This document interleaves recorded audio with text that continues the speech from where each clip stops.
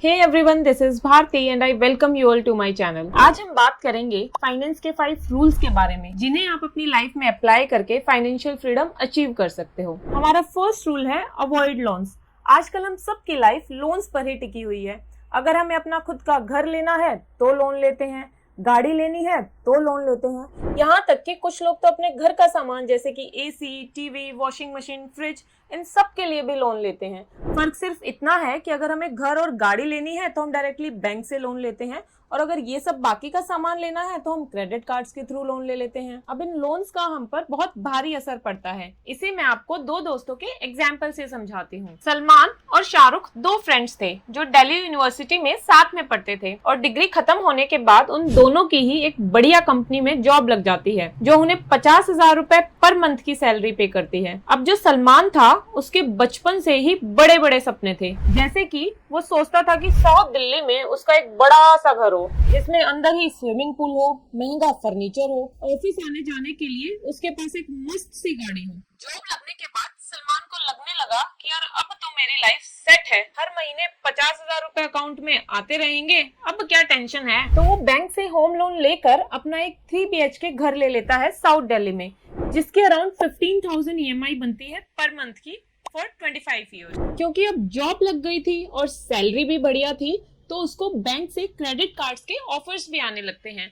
तो वो बैंक से जाकर 2 क्रेडिट कार्ड भी ले लेता है जिनकी ऑलमोस्ट 2 लाख तक की लिमिट होती है। अब घर नया है तो उसके लिए सामान भी नया चाहिए, तो वो अपने क्रेडिट कार्ड से अपने नए घर के लिए 2 AC, एक 5 सीटर सोफा और एक वॉशिंग मशीन भी खरीद लेता है। अब 2-4 महीने बाद वो देखता है कि यार ऑफिस में तो सब लोग ना अपनी पर्सनल गाड़ियों से आते हैं, तो मुझे भी अपनी एक नई गाड़ी ले ही लेनी चाहिए। तो वो बैंक के पास जाता है और उन्हें बोलता है कि भैया गाड़ी लेने के लिए कार लोन चाहिए। तो बैंक उसे 10,000 रुपए पर मंथ की EMI पर लोन दे देता है, जिससे वो अपने लिए एक i20 गाड़ी खरीद लेता है। अब इन सब खर्चों के बाद एक बार हिसाब लगाते हैं कि सलमान का महीने का खर्चा कितना बनता है। 15,000 रुपए उसकी घर की EMI के, 10,000 रुपए कार की EMI के। अब सलमान की जो बेसिक नीड्स हैं जैसे कि खाना, कपड़े या बाकी सब घर का खर्चा 8,000 रुपए उसके। अब जो उसने गाड़ी ली है तो वो पेट्रोल और मेंटेनेंस भी मांगेगी, तो 5,000 रुपए उसके। घर में 2-2 AC चलते हैं तो बिजली का बिल भी ज्यादा आएगा, तो 5,000 रुपए बिल के हो गए। 5,000 रुपए और घर के छोटे मोटे खर्चों के जोड़ लेते हैं जिनका कोई हिसाब ही नहीं कि कहाँ खर्च हो गए। अब उसे पार्टी करने का भी बहुत शौक था, तो वो वीकेंड्स पर बाहर पार्टी करने और खाना खाने जाता था, तो 5,000 रुपए उसके जोड़ लेते हैं। तो ये सारा मिलाकर टोटल खर्चा बनता है उसका 54,000 रुपए। अब आप सोचोगे कि सैलरी तो उसकी 50,000 रुपए और खर्चा उसका 54,000 रुपए,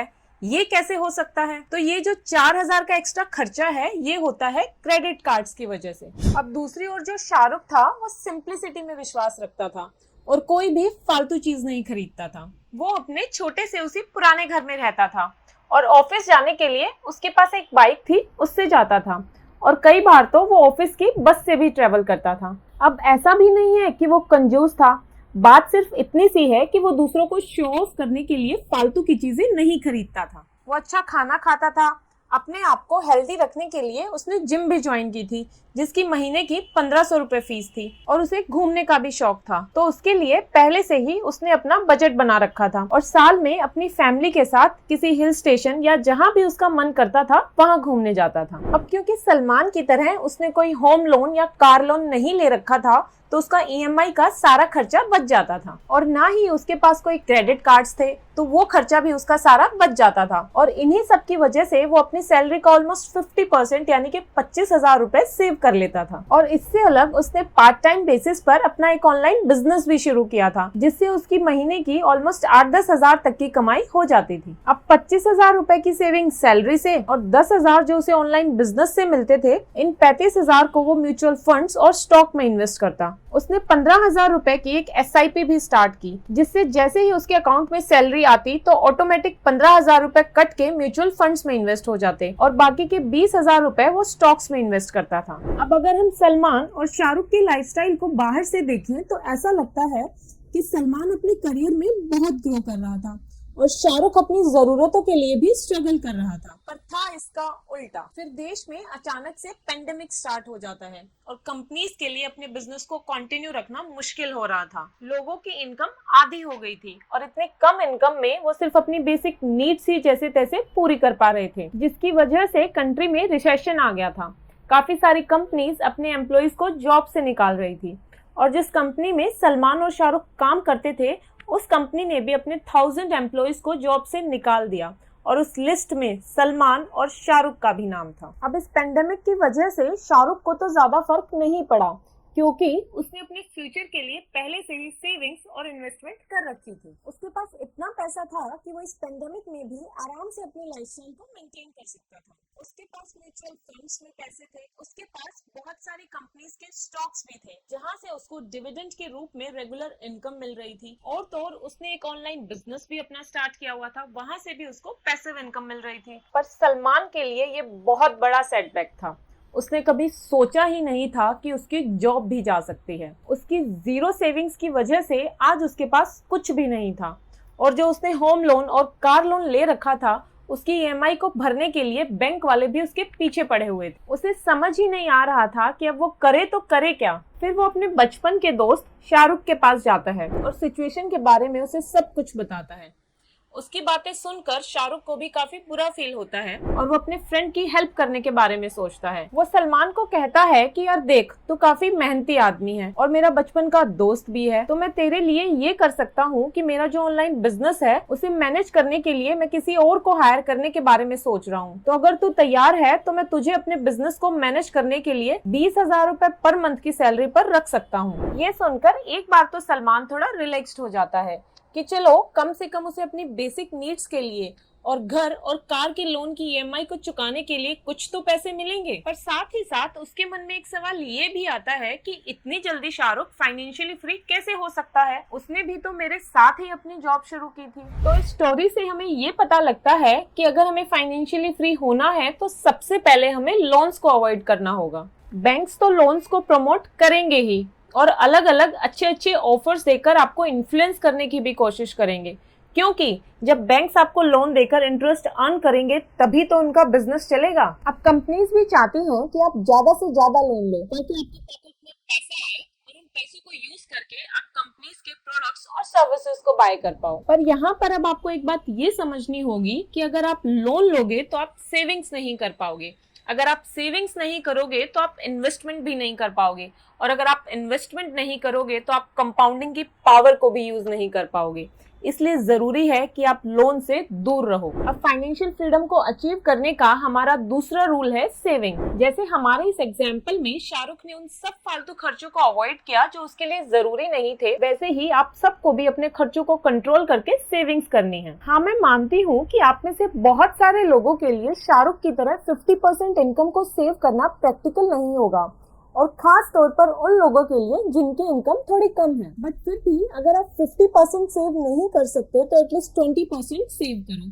अगर 20% भी सेव नहीं कर सकते तो कम से कम 10% तो सेव जरूर करो। 10% तो मुझे लगता है कि अगर कोई करना चाहे तो कर ही सकता है सेव। आप स्टार्ट 10% से करो और फिर जैसे जैसे आपके इनकम बढ़े इस 10% को 50% तक लेकर जाने की कोशिश करो। अभी आपको लग रहा होगा कि यार 10% से 50% पर सेविंग्स को कैसे लेकर जाएं, बट ट्रस्ट मी ऐसा जरूर होगा। सारी बात ना बस आदत लगने की होती है। आज हो सकता है कि आपको सेविंग्स करने की आदत ना हो, बट ट्रस्ट मी अगर एक बार आपको ये आदत लग गई ना तो आप 50% तक बहुत इजीली पहुंच पाओगे। फाइनेंशियल फ्रीडम को अचीव करने के लिए हमारा थर्ड रूल है इन्वेस्ट इन स्टॉक। अपनी स्टोरी पर वापस आते हैं। मैं सभी पॉइंट्स को स्टोरी से ही रिलेट करके एक्सप्लेन करूंगी। शाहरुख ने अपनी सैलरी का क्या किया? इन्वेस्ट किया, ठीक है। अगर वो अपनी सेविंग्स को अपने घर की गोदरेज वाली अलमारी में रखता तो क्या फाइनेंशियल फ्रीडम अचीव कर पाता? नहीं। अगर अपनी सैलरी अकाउंट में ही रखता जहाँ उसे सिर्फ 3-4% का रिटर्न मिलता तो क्या वो फाइनेंशियल फ्रीडम अचीव कर पाता?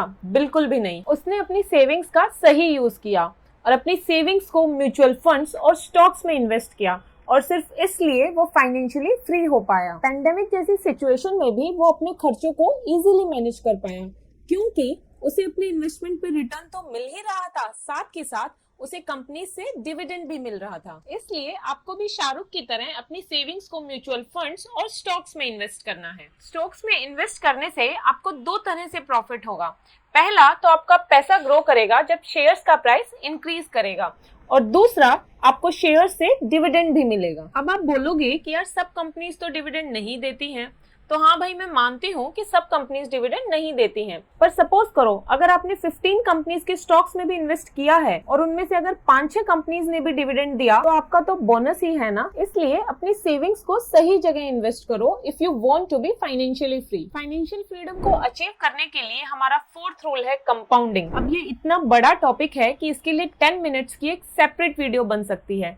अगर आपको पावर ऑफ कंपाउंडिंग को अच्छे से समझना है तो इसके लिए आप मेरी सेपरेट वीडियो देख सकते हैं, जिसका लिंक मैंने डिस्क्रिप्शन बॉक्स में नीचे दिया है। यहाँ पर मैं आपको शॉर्ट में क्लियर कर देती हूँ कि कंपाउंडिंग का आप मैक्सिमम बेनिफिट कैसे उठा सकते हो। देखो, अब इसका फंडा ना बहुत सिंपल और क्लियर है। आप जितने जल्दी इन्वेस्ट करोगे उतनी ही जल्दी आपका पैसा ग्रो करेगा। तो डिले मत करो, आज से ही, अभी से ही इन्वेस्ट करना शुरू करो। हम लोग ना उल्टा चलते हैं।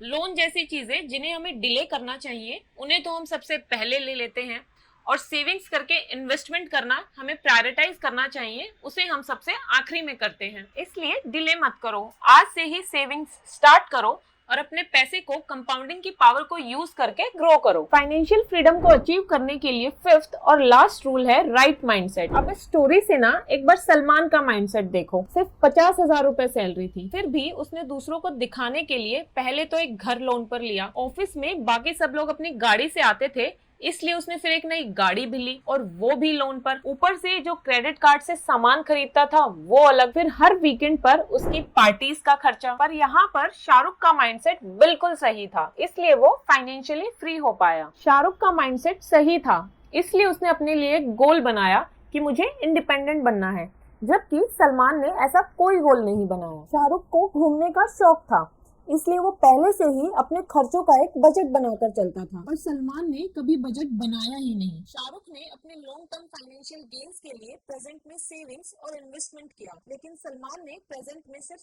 खर्चा किया। जब पेंडेमिक आया तो राइट माइंडसेट की वजह से शाहरुख उसे झेल पाया, लेकिन सलमान बैंकरप्ट हो गया। अब आप खुद ही देख लो कि राइट माइंडसेट होना कितना इंपॉर्टेंट है। तो ये थे हमारे फाइनेंशियल फ्रीडम को अचीव करने के लिए 5 इंपॉर्टेंट रूल्स, जिसमें फर्स्ट है we have to avoid loans, second है savings, third invest in stock, fourth है यूज पावर ऑफ कंपाउंडिंग, और फिफ्थ पॉइंट है हैविंग राइट माइंडसेट। अगर आपको मेरी वीडियो अच्छी लगी तो इसे लाइक करें, कमेंट करें और इसे अपने फ्रेंड्स और फैमिली के साथ शेयर करें। Thank you so much for watching. मिलते हैं अगले वीडियो में।